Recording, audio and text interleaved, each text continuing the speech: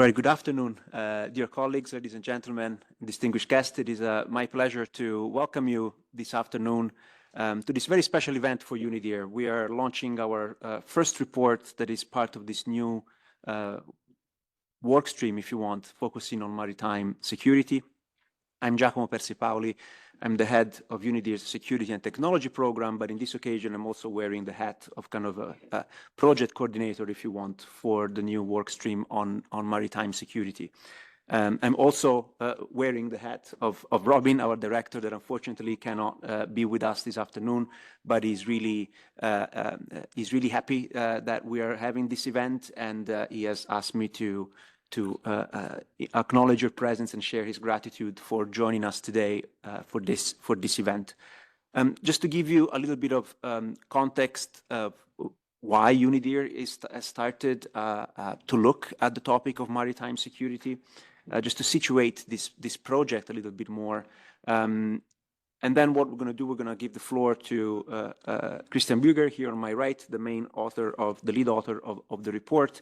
We will hear contributions from experts that we have invited specifically to comment on the report that we just released. And then we will have an open discussion, and you're free to ask questions, whether you're here in the room or if you're following us online. You're very welcome to put your questions in the chat. I will be monitoring them and pass them to the relevant speaker. We should also be joined before the end of the meeting, hopefully even before that, for the open discussion by Ambassador Usha Chandi Dwarka Kanabadi, who is the permanent representative of Mauritius to the United Nations here in Geneva. And hopefully she'll be able to join us for the second part of this meeting and share some concluding remarks as well. So why maritime security and why UNIDIR? UNIDIR, as you all know, is a research institute. It's an independent research organization within the UN system with a mandate to focus on international peace and security, and disarmament and arms control. But part of our mandate is also to conduct forward-looking research that would allow us and you, as representatives of states, to be informed of the key trends and developments that may have an impact on your work, not only on your current negotiations, but possibly also on negotiations that you may encounter in the future.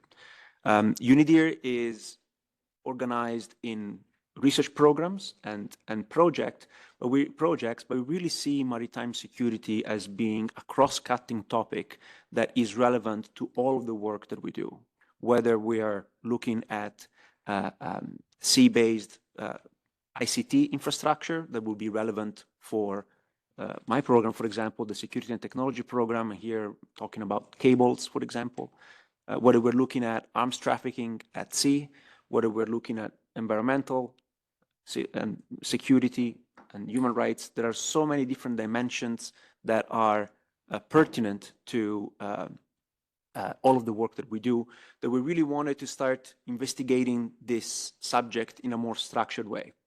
You may also know, if you've been following the work of UNIDIR for the past few years, that 2 years ago we launched something called UNIDIR's Futures Lab. So the Futures Lab is an internal initiative that does not really sit within any program in particular, but it's almost a place where we can incubate ideas. It's the place where earlier this year, we launched our International Security 2045 report. It's the place that is now hosting the Maritime Security Workstream. So consider it as an ideas incubator where we can experiment, we can try to explore issues that are not really fitting within any specific research program, but that we nevertheless believe are very important for you as an international peace and security community. And this is also fitting given that this year, actually last night, the resolution on the first committee resolution on UNIDIR has been adopted. And as part of this resolution, first of all, allow me to extend our gratitude for your support and trust in the work that we do. But even in the text of the resolution itself, there is the acknowledgement of the contribution that we're making, and I'm just going to read because it's just fresh from the press, the significant contribution of the Institute to innovative analysis and productive thinking on multilateral disarmament and international security issues, acknowledging the adaptation and expansion of UNIDIR's programmatic work, better to follow the contours of a rapidly changing international security environment. And maritime, the work that we're doing on maritime security is really part of this wider area that we're really keen to continue investigate. So given the context, why look at maritime security in particular? As we are navigating an increasingly interconnected and multipolar world, the security of our maritime space is emerging as a critical issue for global stability. Now, for millennia, the control of the seas has been synonymous with power, commerce, development, security. But today, the complexity of maritime security extends well beyond securing trade routes or deterring piracy. It encompasses environmental protection, digital infrastructure, and even broader disarmament and arms control agendas that underpin international security. Maritime zones are increasingly vulnerable to both conventional and non-conventional threats, including the proliferation of missile and drone technology, the illicit flows of arms, the challenges of protecting critical maritime infrastructure from an increasingly complex threat landscape. And this highlights really the pressing need for a stronger integration between maritime governance and the international frameworks that are aimed at promoting disarmament, arms control, and cooperative security. Even the recently adopted Pact for the Future reflects on an urgent commitment to enhancing international cooperation in this domain. In particular, if you recall Action 22 of the Pact, it specifically calls for more coordinated global efforts to secure our oceans through stronger maritime governance, environmental stewardship, and measures to prevent the escalation of conflicts at sea. So with increasing threats from climate change, geopolitical tensions, and technological developments, we really must act swiftly and decisively to prevent further destabilization of our maritime environments. This is not new. Maritime security has been on the agenda for many years, but while past efforts to address maritime threats, such as piracy in Somalia or the Gulf of Guinea, these initiatives had successes, but they've also often been reactive and very contextualized and localized. What is urgently required now is a more coherent and comprehensive approach that really aligns regional efforts with international governance frameworks and harnesses new technology, integrating the protection of biodiversity with human and national security imperatives. In concluding, the security of the maritime domain is really inextricably linked to broader international peace and security goals and is making it an essential area for diplomatic engagement and action. As I mentioned at the very beginning of this event, this first report that we're very excited to launch today marks UNIDIR's first comprehensive exploration of contemporary maritime security, and we see this as providing an essential baseline for the understanding of these diverse, complex challenges, setting the context for future in-depth studies. If you had the chance to look at the report, it's really broad. It covers a lot of not grounds, probably a lot of water, I would say. But it is definitely an atypical product for UNIDIR, but that was by design. We really wanted, with this first report, to showcase the variety and the complexity of different topics, different challenges, but different governance frameworks as well. And we're going to come back to this report with more in-depth studies that we're going to be conducting in the future. So consider this as the opening salvo of what is hopefully going to become a long series of studies on this specific topic. Of course, keeping in mind what our mandate is, but within our mandate, really trying to focus on maritime domain more specifically. So with that, I think that we are now ready to progress to the second part of this event, which is really giving the floor to Christian here on my right for the next 25 minutes or so. For those of you that have not had the chance to familiarize yourselves with the report, we're going to go over some of the main findings, and the report is so big that even condensing it in 25 minutes is going to be a challenge. And after that, we will be hearing perspectives and views from our colleagues online. I hope they're all connected by now. But we will hear from Ms. Marianne Perron-Doise from the French Institute for Strategic and International Relations. We will be hearing then from Dr. Assura Saleh from the UN ODC Global Maritime Crime Program. And last but not least, we will be hearing comments from Dr. Sofia Galani, who is Assistant Professor of Public International Law at the Pantheon University in Greece. So the topic is multidisciplinary in nature, and we wanted to invite comments and perspectives from different views and disciplines as well. Without further ado, I'm now very happy to give the floor to Christian for his presentation. Thank you.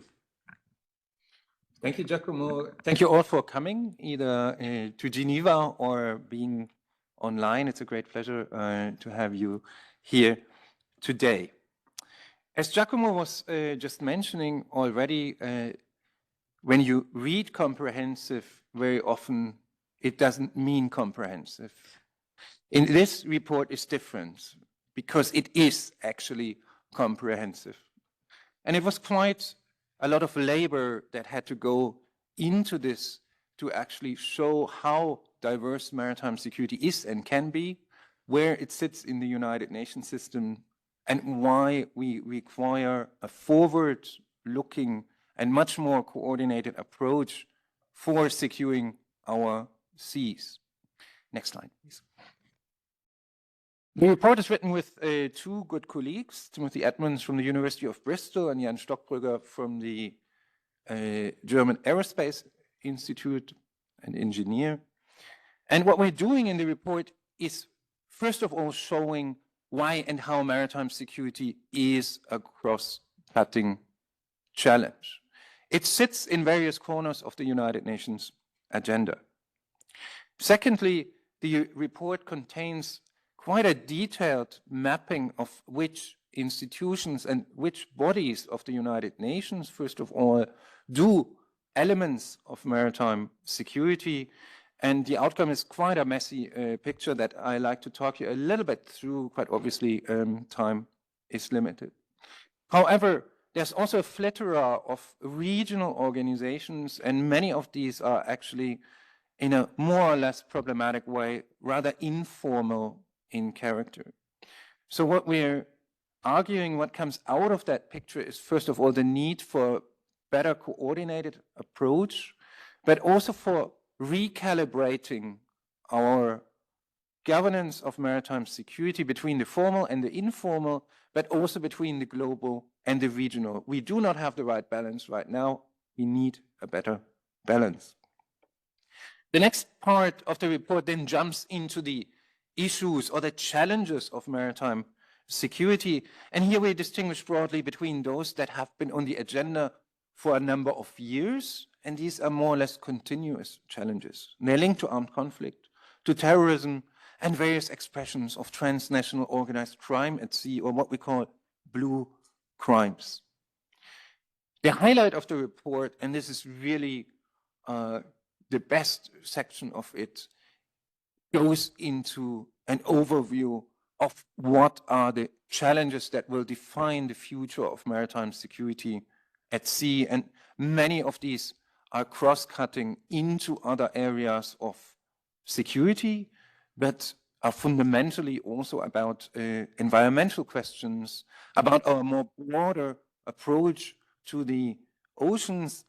And in a multifaceted way, we also see there where the gaps actually are.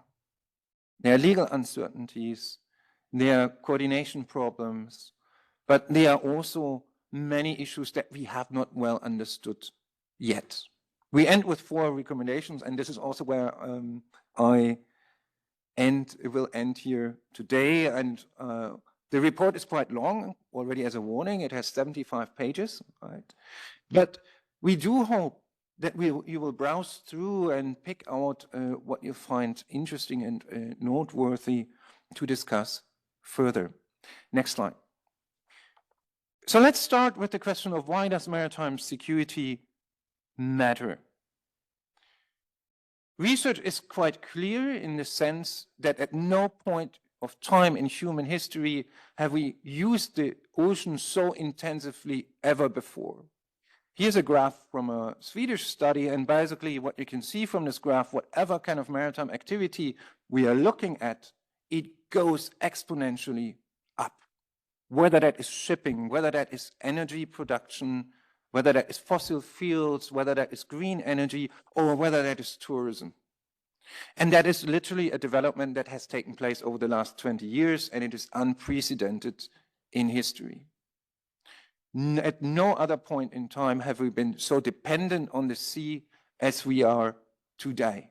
And this is basically the main background of why we urgently need to address maritime security in a comprehensive manner. Because dependencies on these activities create new vulnerabilities. Next slide. What are examples for these vulnerabilities?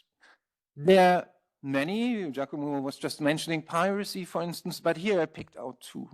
Two because they are well known, and two because they are paradigmatic for what can go wrong at sea and how vulnerable we are. One is the accident that you will all know, the accident of the Evergreen that blocked the Suez Canal for weeks, and that was rightfully described as a world loss event because it cost the global economy billions and billions of dollars. One ship accident produced a world loss event. The other one is a more recent case, and that is the sinking of the Rubimar, and the Rubimar, while it was drifting, cut internet cables on the ocean floor, 3 of them. And let's not forget the Red Sea and the Suez Canal are not only a superhighway for shipping, but also for the digital economy, for global communications. The ship now lies on the ocean floor, and it also reminds us that it can potentially cause an environmental disaster. Commentators having pointed out that since the ship carries fertilizers, in the future we may not have a Red Sea anymore, but a Green Sea if this fertilizers is released. So these are two examples of the vulnerabilities and dependencies that the growing reliance on the sea actually produce. Next slide. Now coming to the question of how does maritime security actually sit in the United Nations, we work with a broad understanding of maritime security, and in many ways maritime security cuts across and into other domains. And that includes the marine environmental protection agenda, the question of marine safety, as in the case of the Evergreen. It is a question about what is nowadays called the blue economy, economic development, as much as it is a question of national security, more narrowly defined, the question of terrorism, interstate disputes, and arms proliferation. However, and that is quite important, it is also a challenge on the human rights and human security agenda, and there's quite a number of human tragedies that also unfold at sea. Next slide. Now, a large chunk of the report actually looks into the question, where are these issues being addressed on the United Nations agenda? Quite obviously, the UN Security Council has been regularly and quite frequently been engaged with maritime security issues, and the number of resolutions that actually have been issued equally goes up exponentially. However, the Council has done so as it should in a largely in an emergency response and in a crisis mode. However, there has been a number of strategic debates in the Council as well in terms of could we develop a more comprehensive approach, akin to the counterterrorism strategy and so on. However, these discussions were largely inconclusive. A key instrument in New York remains the General Assembly, where we have the annual resolution on oceans and the law of the sea that contains a longer section on maritime security, but it is not often well understood or actually put into actions.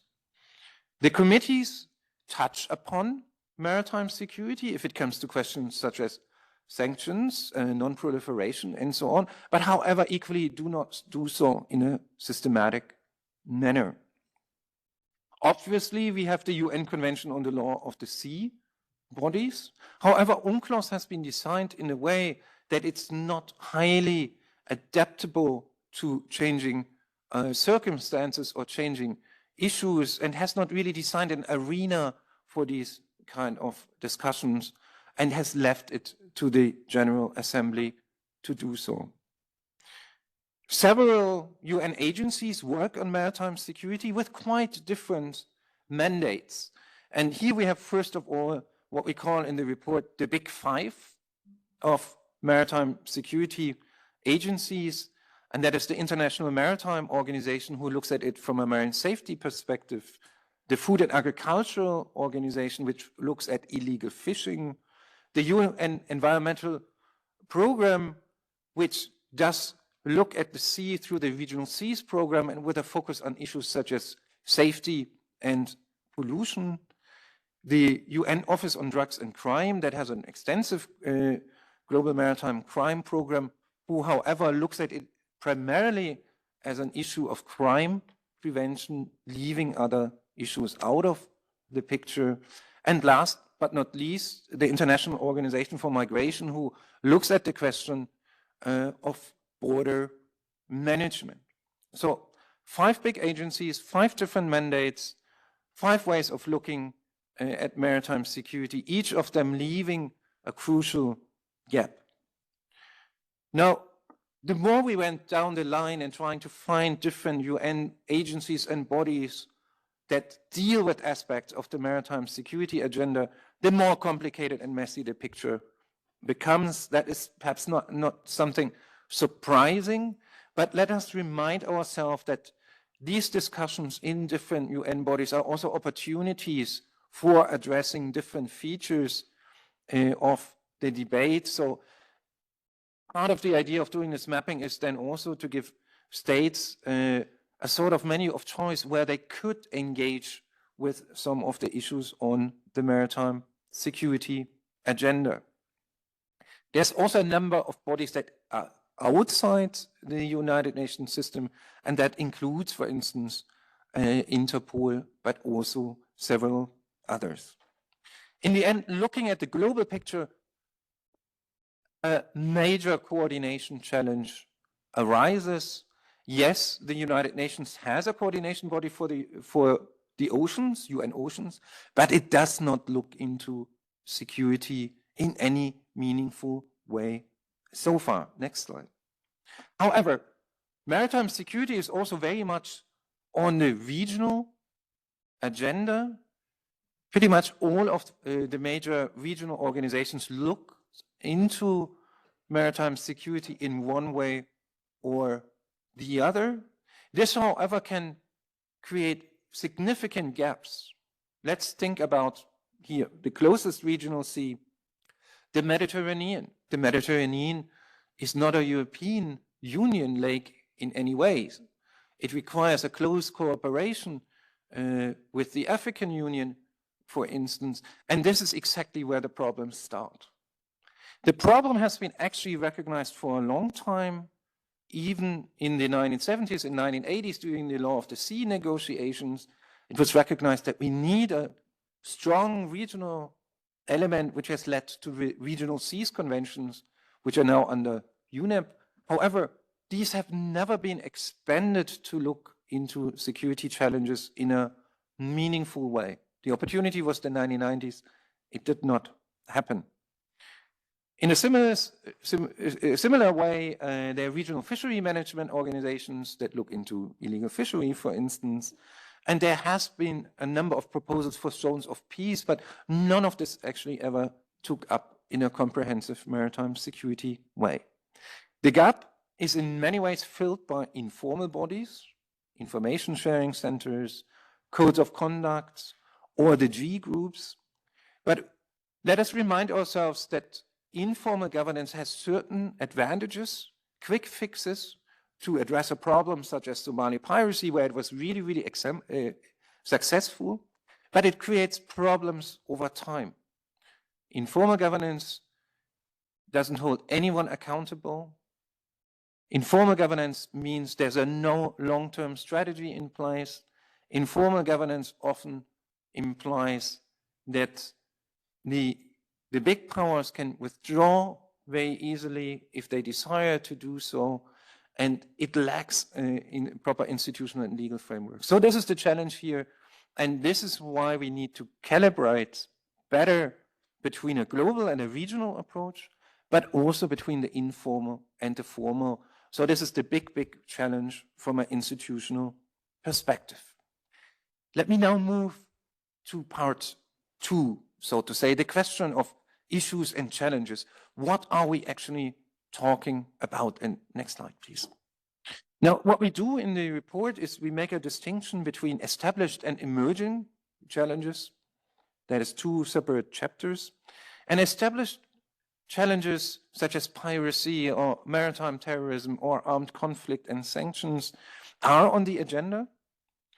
Many of these challenges are well defined, even legally, as is the case for piracy, which has several paragraphs in the UN Convention on the Law of the Sea, or as is the case for narcotic smuggling in the Vienna Convention. However, as I just pointed out, there are significant coordination problems that can be seen there. And overall, for some of these challenges, there's a lack of awareness and mainstreaming of maritime security challenges across these agendas. Ask yourself, for instance, how much does the peace-building agenda actually consider maritime security questions? And then, for example, the United Nations Peace-Building Commission has done exactly 1 informal sessions on maritime security in its long lifespan. So this is a good example for that. On the other side, we have what we call emerging challenges. And these are gradually being noted in the international community. Many of them have been identified by environmental organizations or by the industry. And they're often characterized by a lack of consensus of what the issue is actually comprised of. There's substantial lack of evidence and scientific research on them. Very often there are massive norm deficits and legal uncertainties involved.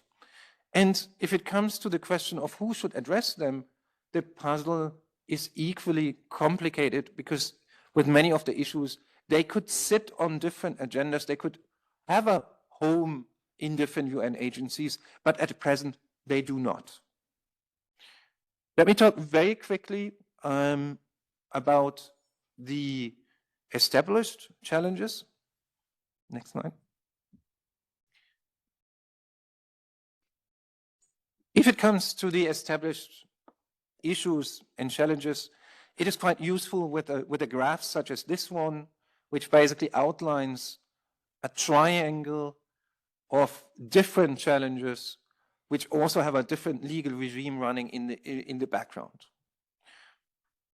Armed conflict has been quite obviously on the UN Security Council, and the impact on the maritime has primarily been studied actually in 2 ways, either as a question of sanction enforcement or as a question of how to deal with maritime spillover and attacks on maritime targets.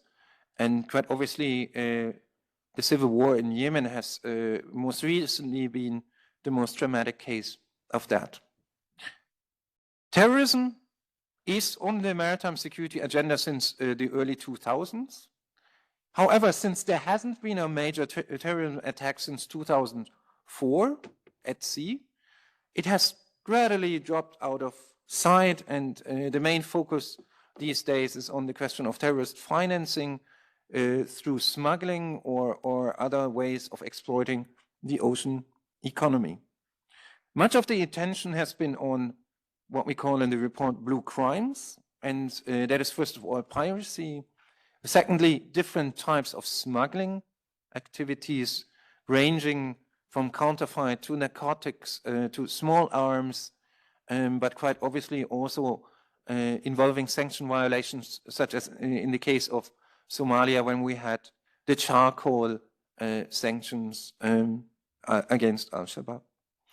Environmental crimes are increasingly seen as part of the agenda, and here it is primarily illegal fishing, or what the Food and Agricultural Organization calls IUU fishing, which is on the agenda. But likewise, pollution should be considered as an important element, because maritime security is very much also entangled with the question of marine protection, as I argued earlier. So this as much as I can say on the established issues.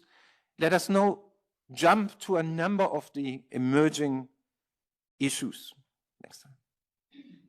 So what we argue in the report is that there are 20 major arising challenges that we urgently need to start looking at.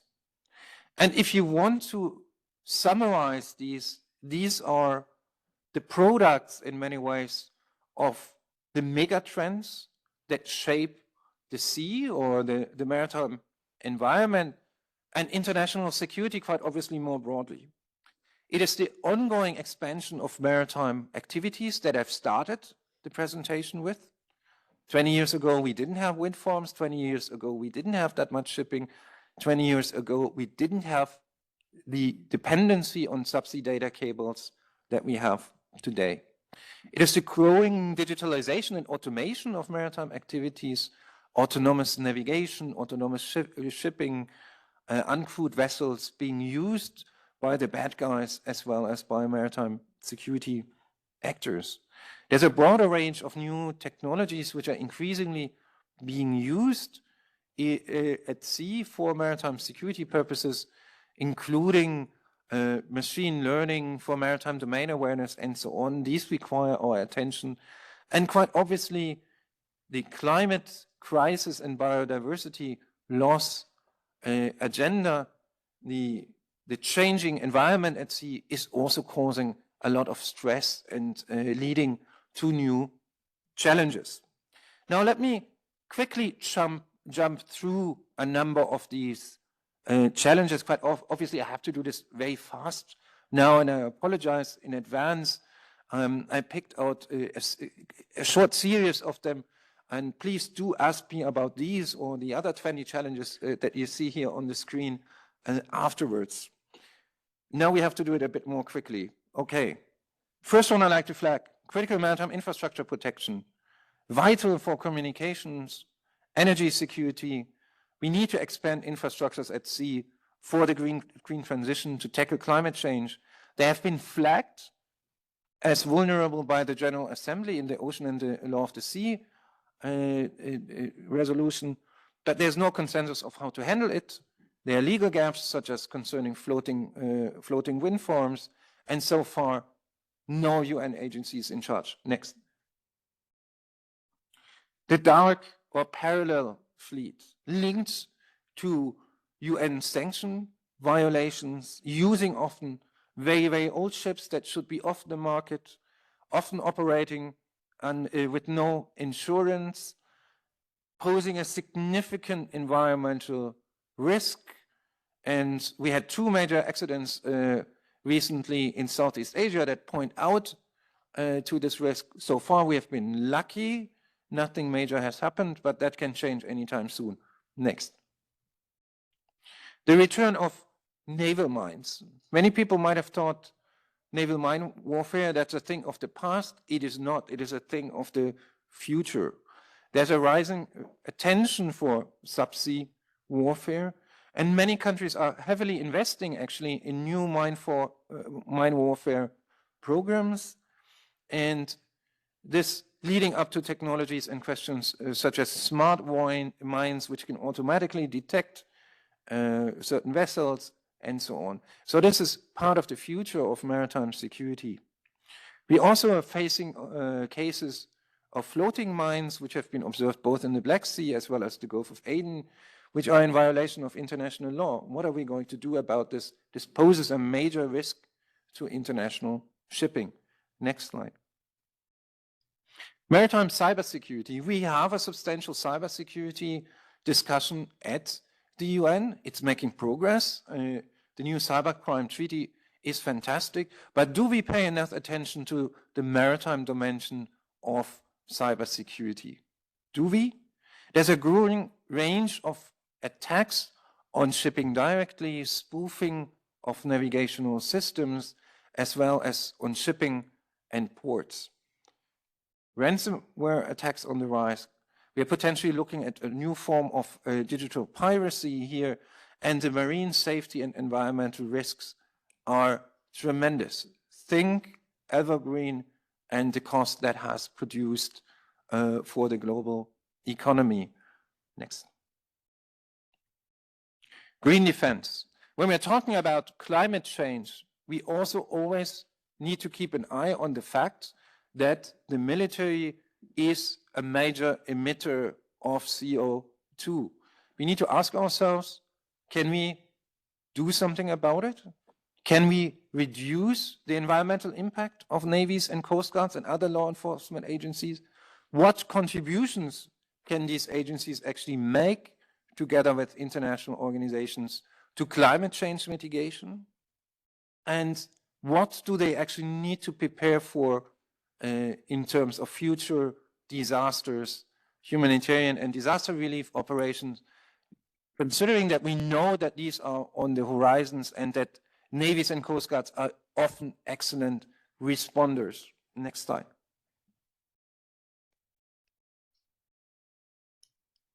Finally, marine protection, the marine protection agenda. We have a lot of discussion on this and a substantial program at the United Nations because it is enshrined in the Sustainable Development Goals. Next year, we are going to have a major new UN Ocean Conference, 30 by 30. The goal to protect 30% of the planet, including at sea, is also now an agreed objective. We have a new treaty, not yet ratified, but ratification is going really, really rapidly for the high seas in order to create marine protected areas in international waters. However, who is going to protect these marine protected areas? Who is going to do the protection? How are we going to organize that? How are we going to protect on the high seas? There's no systematic discussion of this so far, and I think from an environmental perspective, this urgently belongs on the agenda. Next slide.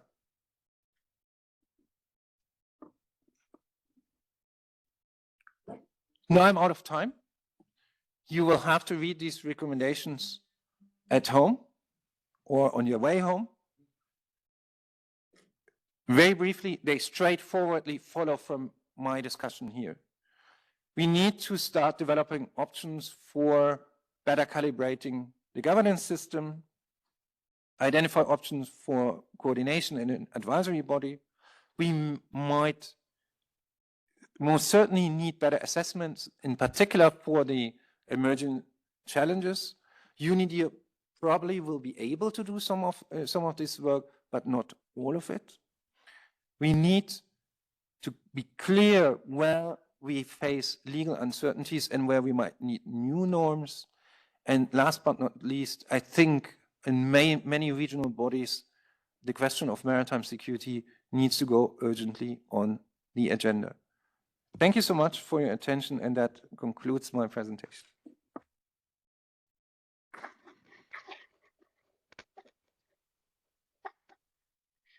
Thank you, Christian, for your briefing and for doing such an excellent job in at least giving the overview of the content of this very rich report that I really do invite you to read, if not cover to cover, at least to pick the topics that you want to know more about. There is really a lot of very interesting information.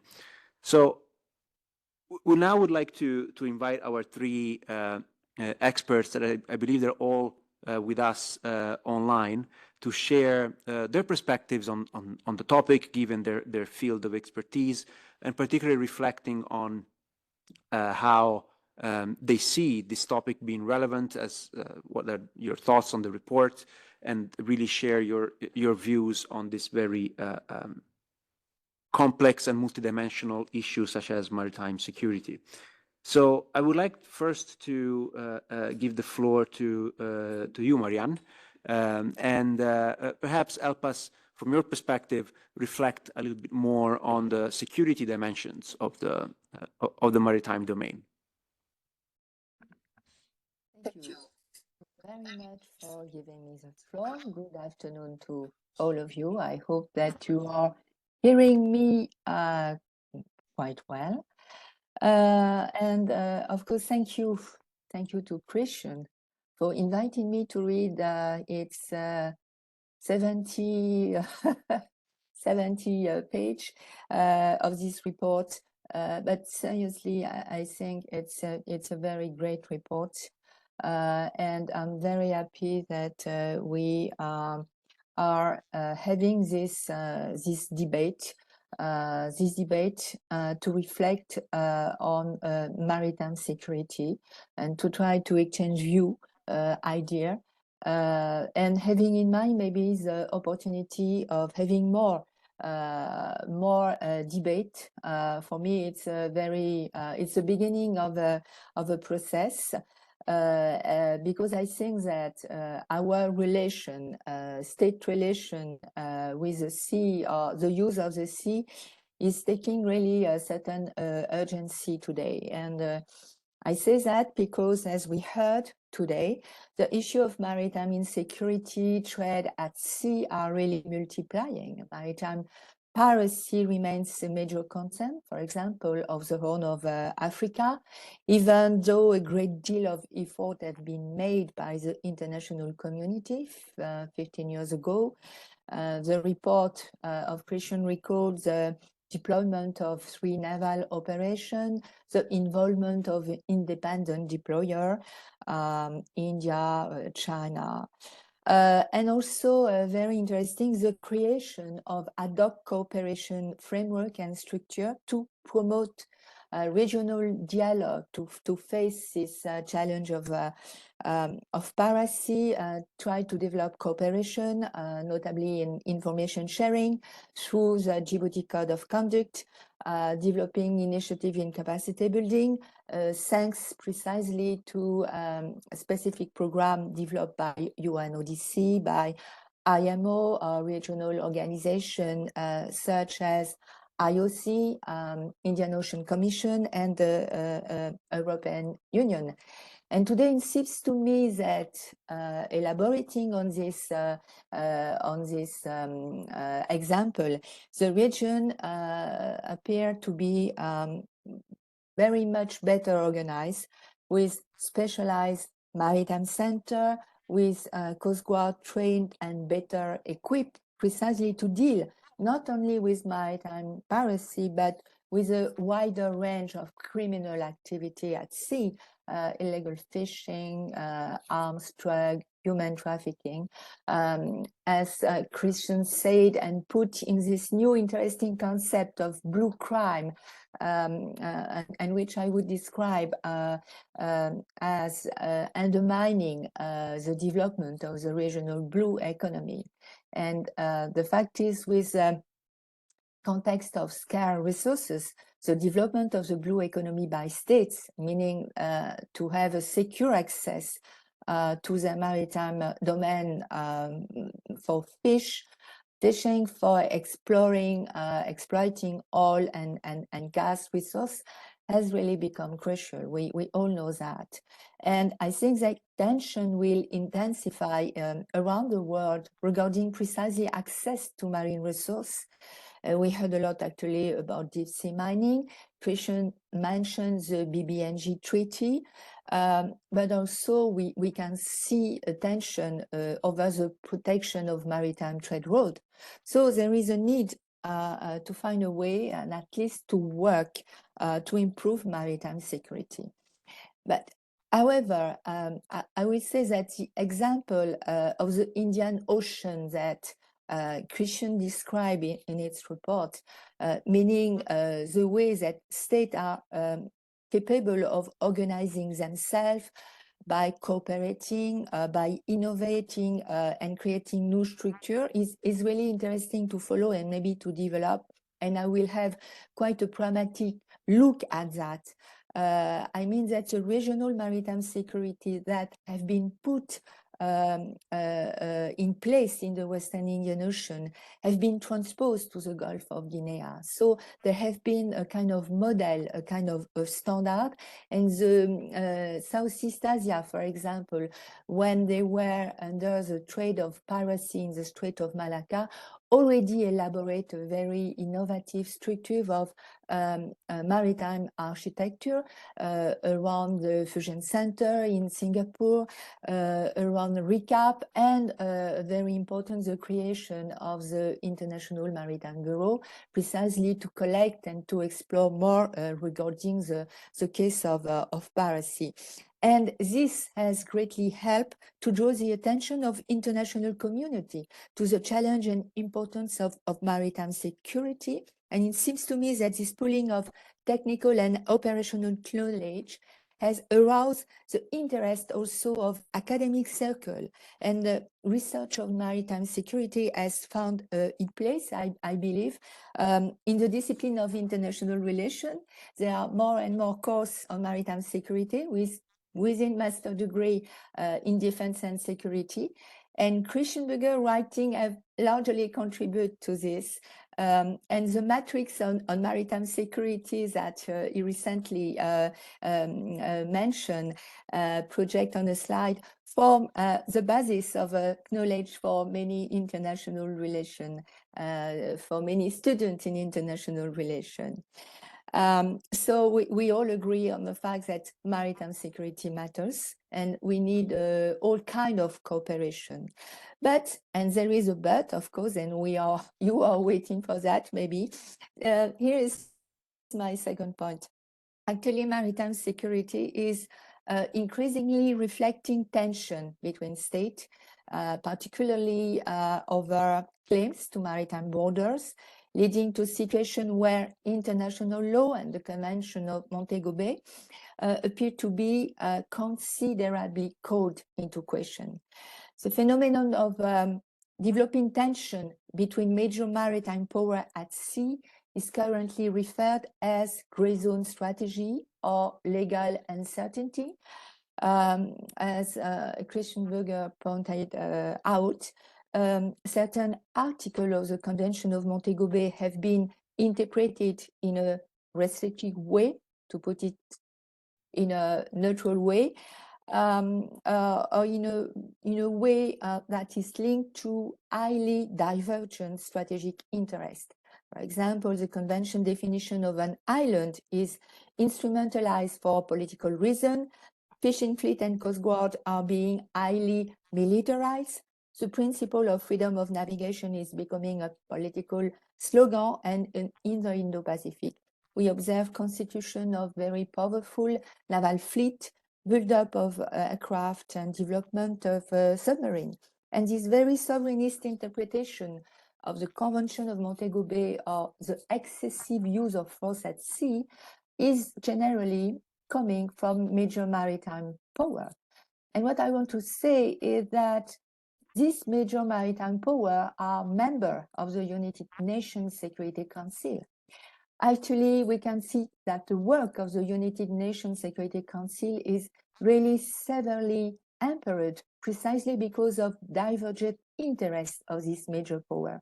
And I can't help thinking that setting up another body, a high-level structure to deal with maritime security within the United Nations system could be very quickly blocked or called into question by opposing geopolitical interpretation and strategic agenda.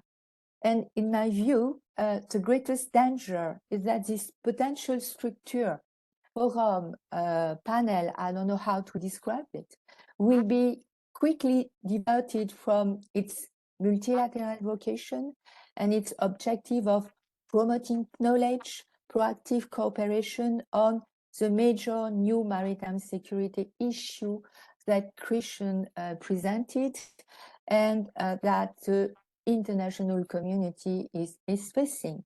And whether we look at the United Nations Security Council or the General Assembly, it seems to me that the risk of deadlock is great. I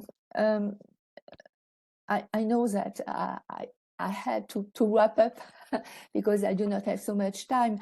But having made this point, I want to say that it seems to me that we had already an effective dynamic of cooperation at work, on the ground, on the field, for maritime security. But, and it was explained very clearly by Christian, it takes place on a regional scale, on the basis of very flexible structure, ad hoc initiatives that are managed with regional local office at the level of representative of IMO or UNODC or FAO, to mention one of the big five that Christian already mentioned. And I'm wondering if the best way as a first step will be to adopt a flexible and pragmatic approach with some effort to operationalize the existing structure and their work on the ground. It seems to me that, of course, it's very important to think about global coordination of what is existing actually. But I think that we are not just beginning to think, thanks to the report of Christian, of what could be this structure, this forum. And I think that maybe a high-level panel could be a high-level panel to assess and to go deeper into this issue, could be an interesting step to give the attention it deserves to maritime security, but also that we need to think how to better the work to try to develop and maybe transform some existing structure in order to make them more effective. And this will be my points and my, I would say, first reaction reading the report and this excellent work that Christian offered to us. Thank you. Thank you, Marianne, for your remarks and perspectives. Very useful indeed. Before I give the floor to our next speaker, Asura, I would like to take the opportunity to, also in the interest of time, we still have just over half hour to go. But for those colleagues that are joining us online, if you have questions that you would like to ask Christian or one of our online speakers or myself, please, you can start to write them in the chat box so I can prioritize them as they come through. So do not wait until the formal Q&A. I'm afraid our colleagues in the room will have to do that, but those that are online, you can already start putting your questions in the chat.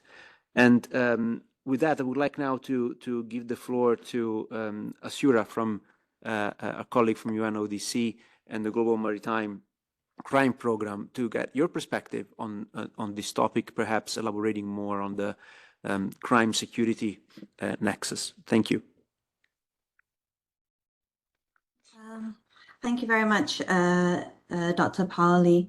A very good evening from Kuala Lumpur, Malaysia. Allow me to first and foremost thank UNIDIR for this wonderful invitation as a discussant to the launch of what I believe is one of the very few assessments out there on maritime security structures within the United Nations. I believe this report is essential in being able to lay the land of maritime governance, especially under the remit of the UN. And as mentioned in the report, this includes the 5 core agencies, which have been referred to as the Big Five, in addition to other complementary agencies that Christian touched on in his presentation. I've been allocated a strict time slot of 7 minutes, so I'll try my very best to serve this slot. As an Associate Program Officer of the UNODC Global Maritime Crime Program in the Southeast Asia and the Pacific, I believe I can best serve my value by speaking towards the role of GMCP in contributing to this overarching global structure, before then highlighting some areas I think deserve greater investigation.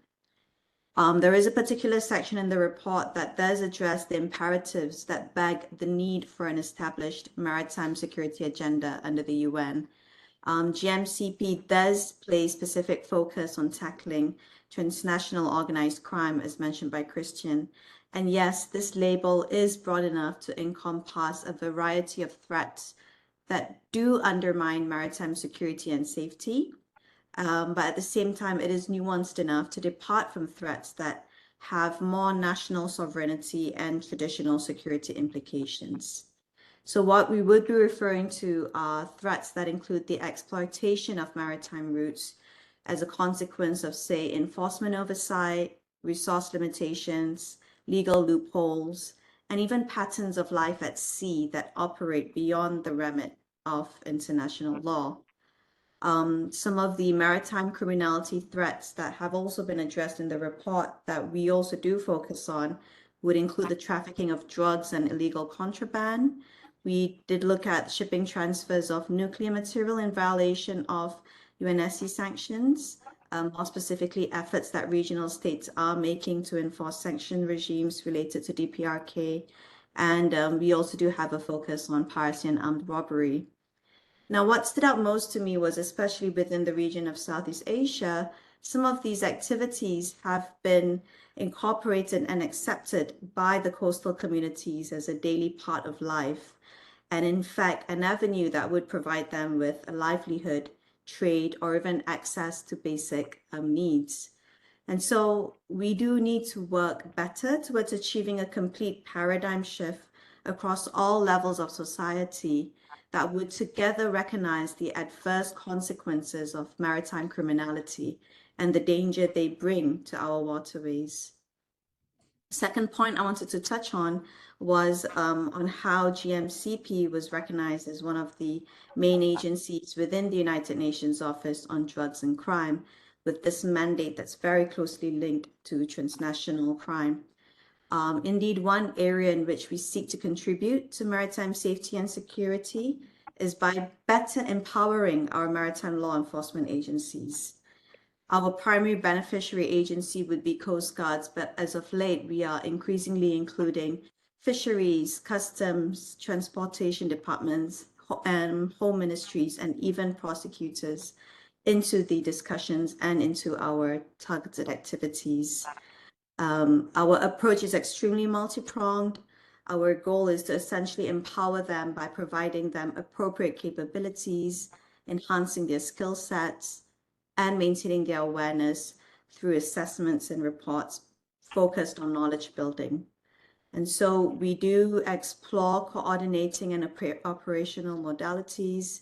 We do look to build a common understanding of international law, and we also do seek to advance gender equality in maritime law enforcement, in addition to providing training on maritime domain awareness and visit board search and seizure capabilities. Across the past few years, this has translated into greater confidence amongst national agencies as they increasingly independently deploy capabilities within their own maritime jurisdictions. But interestingly enough, this has also generated greater eagerness from them to want to coordinate capabilities with their fellow counterparts through regional coordinating mechanisms. And so this brings me to my third point that I wanted to very briefly touch upon, and I think it's also a point that Christian ended on, which is that the report recognizes the role of informal regional networks, and on top of that, calls for greater institutionalization of these networks. From the perspective of Southeast Asia, at least, informality is very much seen as a regional norm and has in fact become the preferred mode of operation. This is primarily because it is built upon a foundation of trust, camaraderie, and personal rapport. And so what GMCP has been doing is making full use of this resource to encourage greater dialogue and coordination in a very laissez-faire manner, but yet convened under a formal structure. The approach that we have taken is to create an environment that is comfortable enough that also resonates regional norms while progressively moving towards a more formal structure. And so we've been holding regularly convened dialogues. We're repeatedly reviewing the progress of our action items, and we have sought formal consensus on the operational use of certain modalities across the region.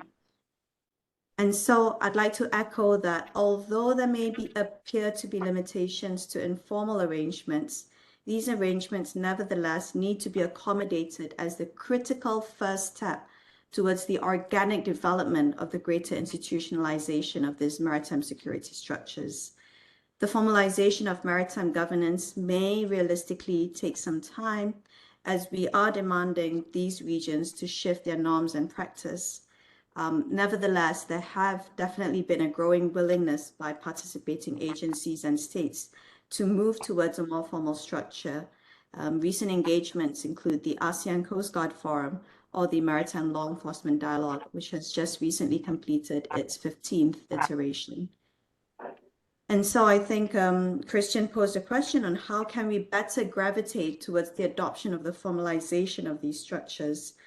From the perspective of the work that we do, I believe the answer lies in continuing to toe this very fine balance in developing obligations that participating members are willing and comfortable enough to be held accountable for, while continuing to expand their capabilities and skill sets to empower them and help them be more confident to embrace the broader benefits of participating in these formal structures.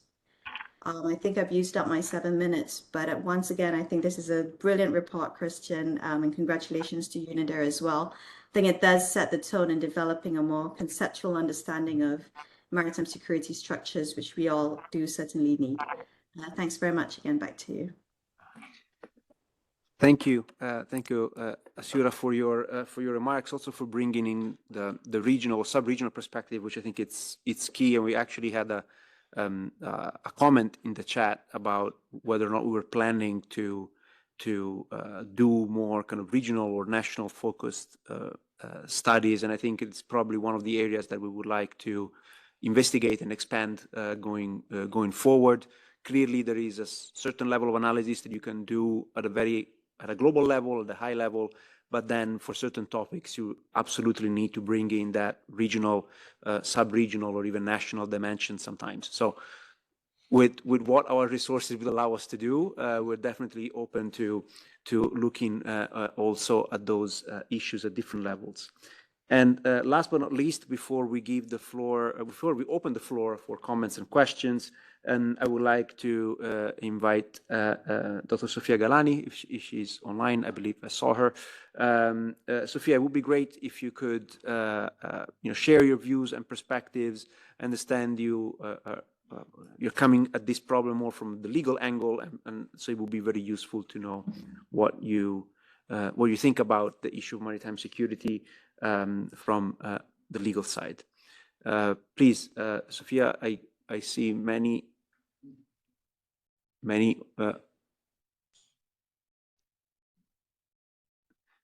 participants, but not all of them. I think I see your your tile on the screen, but I don't see you or hear you. You hear me now? Yes, we can hear you now. We still cannot see you, but we can hear you well. I'm not sure what I'm meant to do so that you can see me. Is there something that I have to do, or There something? should be a button that says start video in your interface. The same way that you have unmuted yourself, there should be a button that allows you to start your video if you have a camera, but if not, not a problem. As long as we can hear what you have to say, that's going to be fine as well. Well, I do have a camera, but I'm not sure why it's not working. Anyway, I don't want to keep everyone waiting. So first of all, I would like to thank the organizers for the very kind invitation. I'm very happy to be part of this discussion. I'm very sorry that I have not been able to join you in person. I would like to use the time that I have making essentially 4 points about the report and the topic of maritime security more generally. First of all, I should congratulate the authors. This has been an excellent report. It's a very comprehensive report. I found it extremely interesting that it is very rich in examples from different countries and different jurisdictions. And this is always very helpful because it allows us to get a sense of what maritime security means to different states around the world. I think it is also extremely important that the authors systematize the discussions on governance. And I think that this is the first time that this is being done, or at least at this level. And I think that the report can be a very useful tool in the discussions going forward. Secondly, I would like to make 2 points about the topics that were raised in the report. And I would like to focus, first of all, on the human dimension of maritime security. It was great to see that the authors included in the discussion the importance of protecting human rights at sea. And as the authors highlighted, the problem that we're currently having is that the existing legal frameworks do not work well together. And this creates problems in our efforts to protect human rights at sea. At the same time, of course, it's been very challenging to adopt a comprehensive approach to protecting people at sea. And despite our best efforts, we continue to see different categories of people at sea. For example, migrants versus seafarers, or children versus fishers. And I think that it's important to keep this discussion in mind going forward. The other point that I found very interesting in the report, and I think it's worth being highlighted, is the relationship between technology and maritime security. The authors gave a lot of examples about sensors, maritime autonomous systems, satellites, and many other issues. And I think it's important for us to understand that technology can be very positive, but may also have a negative impact on maritime security. And I'm saying that having in mind maritime autonomous systems, for example, that are being used by law enforcement agents, and they can be very effective when it comes to tackling criminality at sea. But at the same time, we've seen many different ways in which these systems may be used in a way that violates human rights, especially the human rights of migrants. The third point that I would like to make has to do with an issue that is mentioned in the report, but I think that deserves more attention. And this has to do with the open registries and flags of convenience. In my view, flags of convenience is a key underlying factor in the problems and the challenges that we experience with maritime crimes. The law of the sea gave strong powers to flag states to exercise jurisdiction over vessels, but we see that in practice, flag states are either unable or unwilling to exercise jurisdiction, and this creates a very significant gap in the efforts we make to tackle criminality at sea. And I think that flag states play a very important role in terms of governance, and I think this is also something that we should keep in mind going forward. Finally, and I will close with this, I would like to make a couple of points about the suggestions that the authors made in relation to solutions, recommendations, and issues that we could think going forward.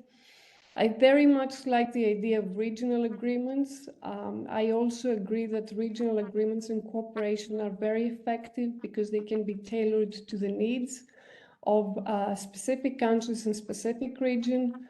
They're always great to facilitate cooperation, political dialogue, and political commitment. One concern that I have here is the challenges that may be posed from maritime boundary disputes. And I'm saying that because I'm Greek, and when I saw that, I immediately thought how great it would be to have a regional agreement on maritime security for the Mediterranean Sea or the Eastern Mediterranean Sea. But I know that this is extremely difficult to happen in practice because of the unresolved maritime boundary disputes that we have in the region between Greece and Turkey, Turkey and Cyprus, because of the problem of Palestine. And obviously, all of these disputes always undermine cooperation and the efforts to promote maritime security. And finally, I also liked the idea of an agency being responsible for maritime security more holistically. There are many agencies, as the authors explained, that have many different mandates that are relevant to maritime security.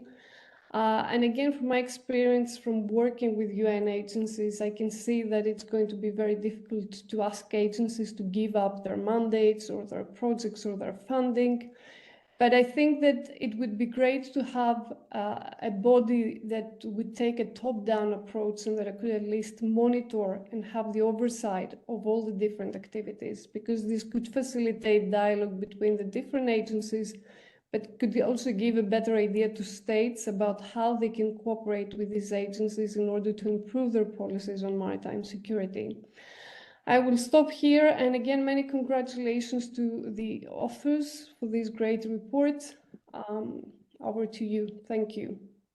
Thank you. I'm afraid we're racing against the clock here, so I just want to make sure that before we close, I would really like to invite the permanent representative of Mauritius to the United Nations, Ambassador Dwarka Kanabadi, to join us if you want here at the head of the table to share your remarks. And while you're relocating, I wanted to take one last question that we saw on the chat that is really focusing on an important element that is at times forgotten, which is, yes, the designing governance instruments is important, but we should not forget that then these instruments have to be implemented. And as such, there might be barriers for implementation related to lack of capacities, lack of understanding, lack of resources.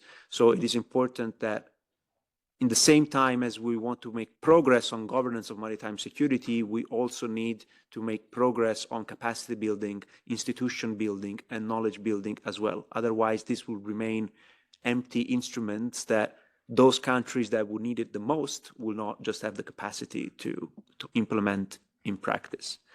And with that, I would like, Ambassador, to give you the floor, and thank you so much for joining us. We really appreciate you taking the time out of your busy schedule to join us for this event.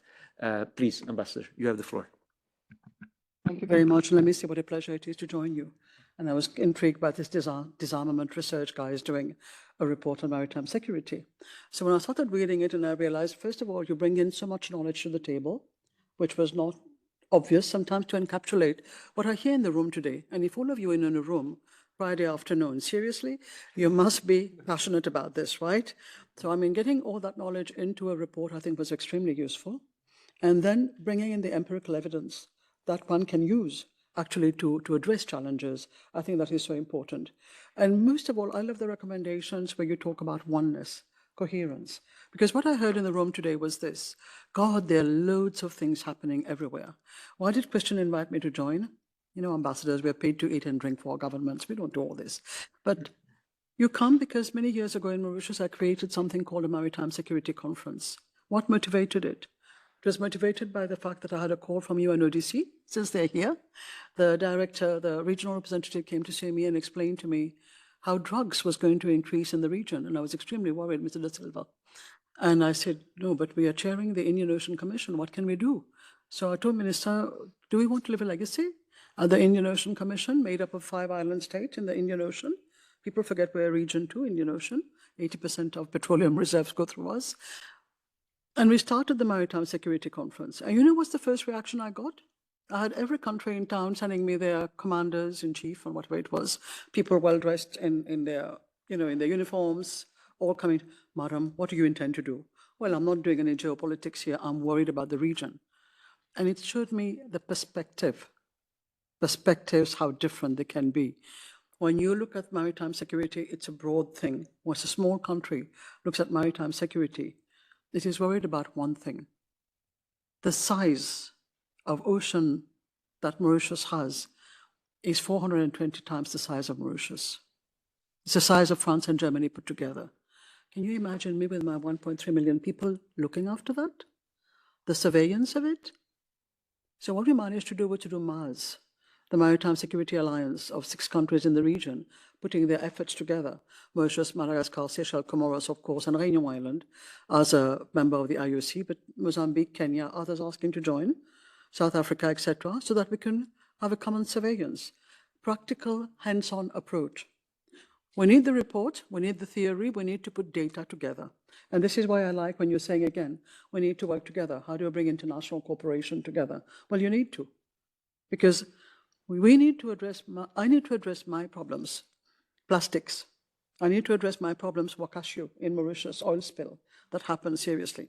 I need to address drug trafficking in the region, Mauritius, Madagascar, Réunion, all these, you can take a speedboat and go down to these countries and do things. I need to address, crime trafficking, human trafficking that happens. And at the same time, there are the bigger issues, piracy, broad. How do you protect 80% of the world's petroleum exports coming through the Indian Ocean and making it happen? The expanse belongs to the islands, mostly in the Indian Ocean. It doesn't belong to the big coastal countries, believe me. And you look towards the Caribbean, towards the Pacific, you'll find the same. So islands are the very center of this problem of maritime security. So then I asked myself the question, but hey, wait a minute, I'm at the WTO. Fisheries agreement, what bearing does it have on you? There are all these people out there, artisanal fishermen, industrial shipping. We don't even know where they are. We can't even track them. Sometimes we track. We've had situations where ships leave a harbor at night. We have no clue. We've had, we realize the radar tracking. We have all these differences, the very sophisticated, the less sophisticated, the problems of the small islands, the problems of coastal states, the problems of the coast guards, the problems of the persons, sailors who work on these ships. So to me, this sounds very much like Summit of the Future situation is what you need probably, because we are all worried.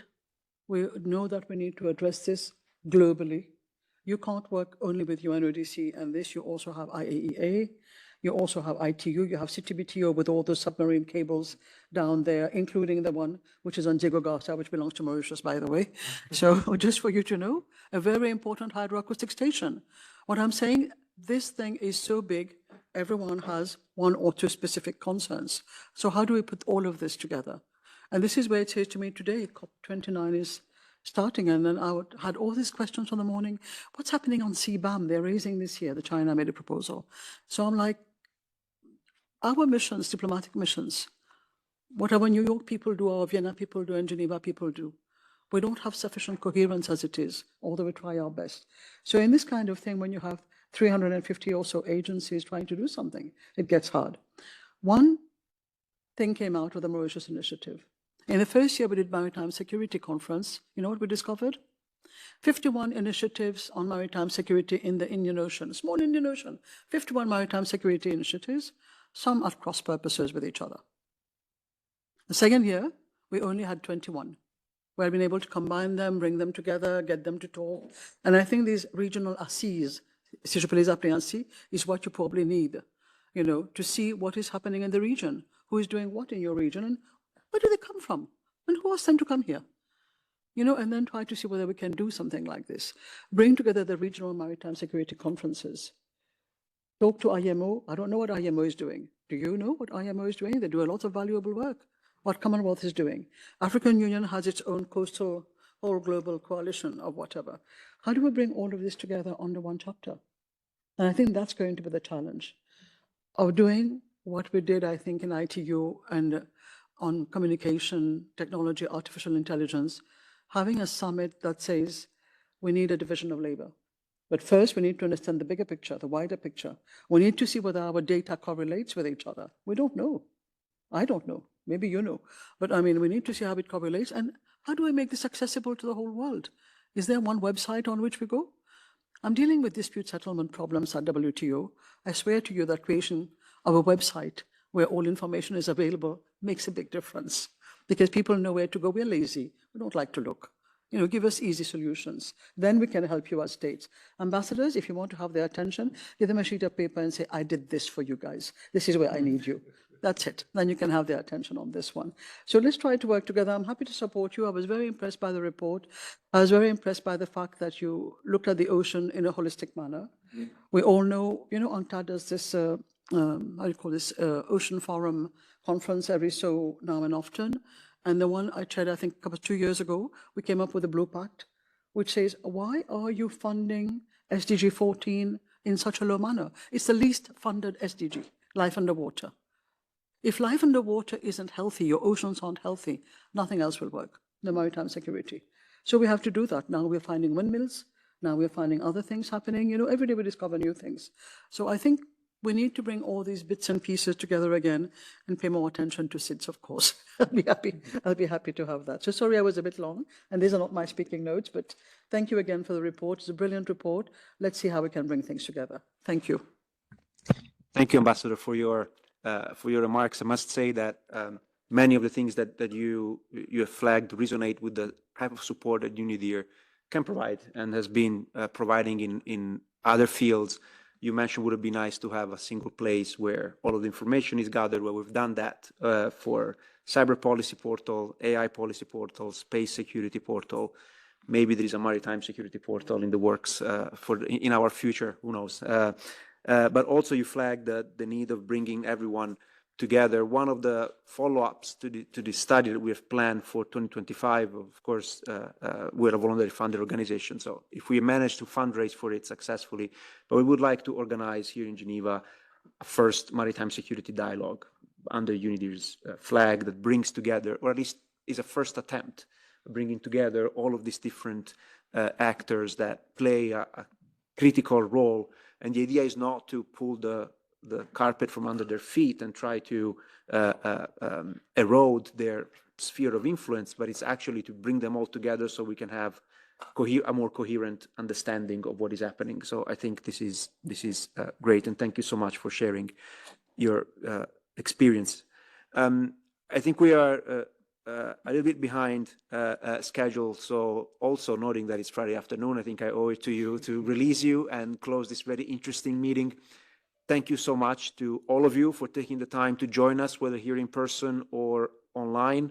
Thank you to Marianne, Ashura, and Sophia for joining us and sharing your perspectives through the virtual means. And hopefully, when we do organize the dialogue, you'll be able to join us in person. And last but not least, of course, thank you to Christian, and please also extend our gratitude to the co-authors of the report for the excellent work that you've done. This is just the beginning. If you want to, if you're interested, you can definitely expect more work on this topic produced from us. And with that, I wish you a great rest of the day and a great weekend when it comes. Thank you.